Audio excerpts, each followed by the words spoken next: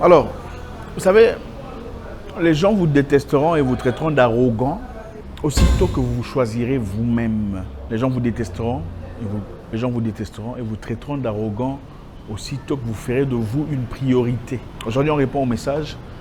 On a reçu un message intéressant venant de Sahel, un jeune Sénégalais qui traverse un moment particulièrement compliqué vis-à-vis de ses proches ou des gens qui étaient autrefois proches. Je vais faire très rapidement, je ne vais pas lire tout ce qui a été écrit. Sahel est un jeune travailleur, un jeune courageux qui a changé sa vie à travers beaucoup d'efforts, contrairement à ses amis. Aujourd'hui, il est traité de tous les noms, orgueilleux, prétentieux et tout le reste, pour avoir pris le risque d'avancer, pour avoir pris le risque d'investir en lui-même, de se lancer là où tout le monde avait peur. Alors comprenez une chose, on vit dans un monde où les gens sont toujours en comparaison, sans vraiment le dire.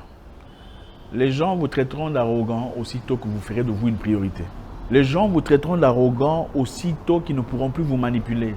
Vous comprenez? Si dans le passé on vous disait A, B, C, D, vous répétiez A, B, C, D, et à un moment donné vous refusez, vous dites non, je ne pense pas que ce soit A, B, C, D.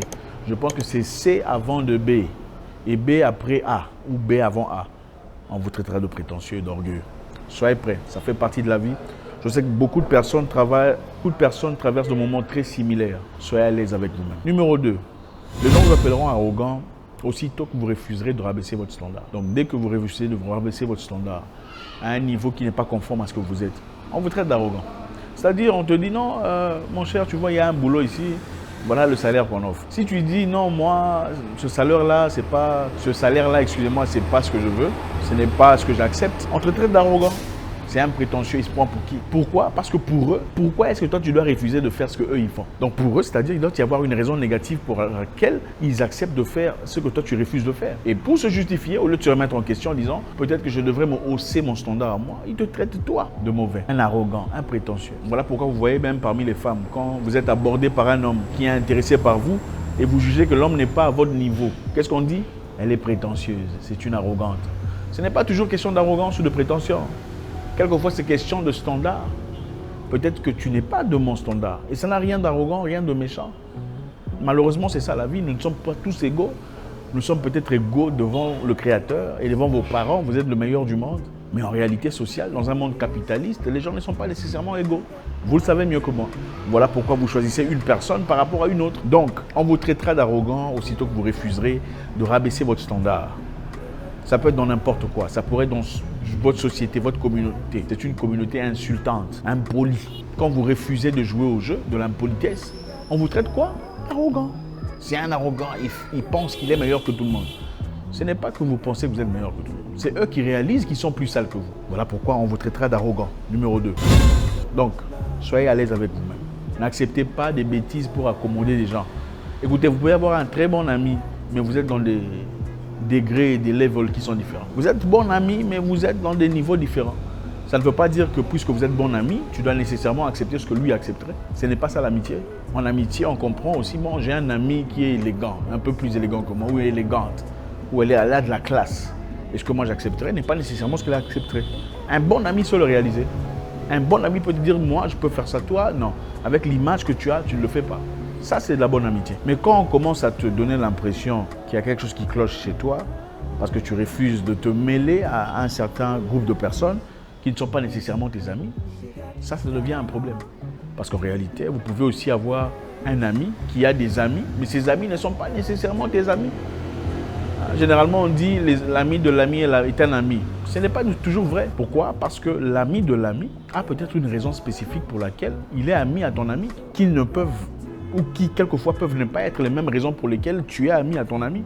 Donc peut-être que toi tu vas dans sa vie parce que c'est un garçon qui a le franc-parler, parce qu'il est gentil. Peut-être que lui il est son ami parce qu'en attendant ils sont tous des escrocs.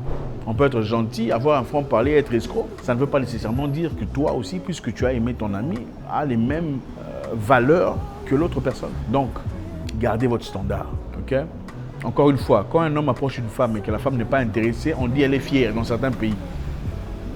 Entre autres, elle est arrogante, prétentieuse. Est-ce que ça veut dire que tu es arrogante, prétentieux? Non, ça veut dire que ce n'est pas ton standard. Donc, soyez prêts à être détestés pour ça. Numéro 3. Les gens vous aiment aussi longtemps qu'ils peuvent vous contrôler.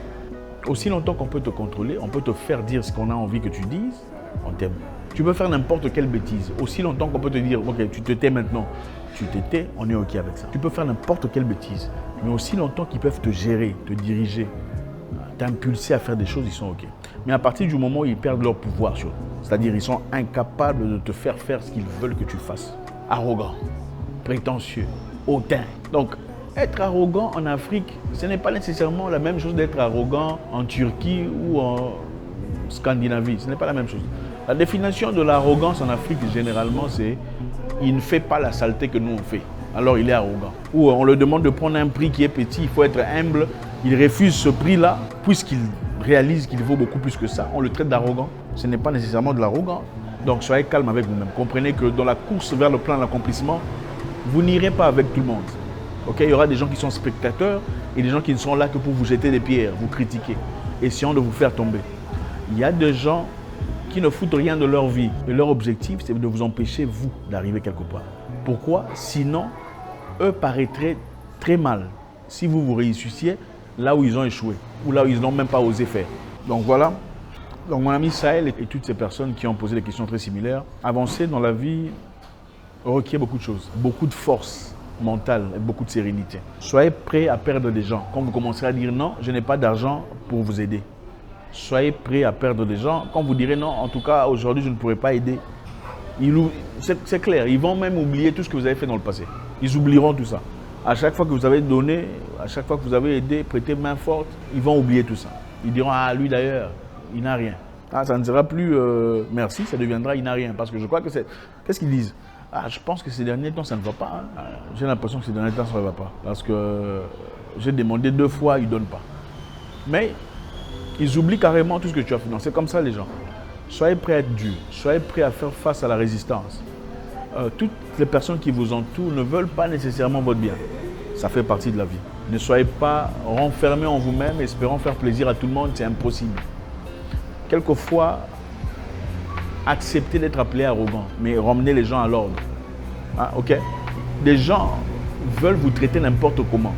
Ah, vous touchez n'importe comment en public, vous parlez n'importe comment en public, vous appelez n'importe comment. Petit, tout ça, même si vous n'êtes pas nécessairement son petit. Et quand vous le recadrez, on vous traite d'arrogant. Ah, celui-ci, je l'ai vu grandir. Quand vous refusez ces histoires-là, on vous traite d'arrogant. Vous savez combien de personnes ont vu Macron grandir? Macron à quel âge? Combien de personnes l'appellent petit? C'est mon petit du quartier. Combien de personnes disent ça? Combien de personnes disent ça? Pourquoi quand c'est Macron ou quand c'est le président Joseph Kabila, personne n'a osé dire mon petit du quartier? Mais quand c'est une personne normale, bien instituée, bien instruit, un responsable, un jeune homme travailleur, il faut le diminuer en public. Et il doit accepter. S'il refuse d'accepter ça, là, vous le traitez de malpoli, de prétentieux. Vous voyez qu'il y a quelque chose qui cloche. Donc, quand on a l'argent, là, on ne peut pas te... On peut pas te, le pouvoir, on ne te manque pas de respect. Mais quand tu es quelqu'un de normal, on veut te manquer de respect. Ah, je connais leur famille. Ah, il a commencé... Non, il faut...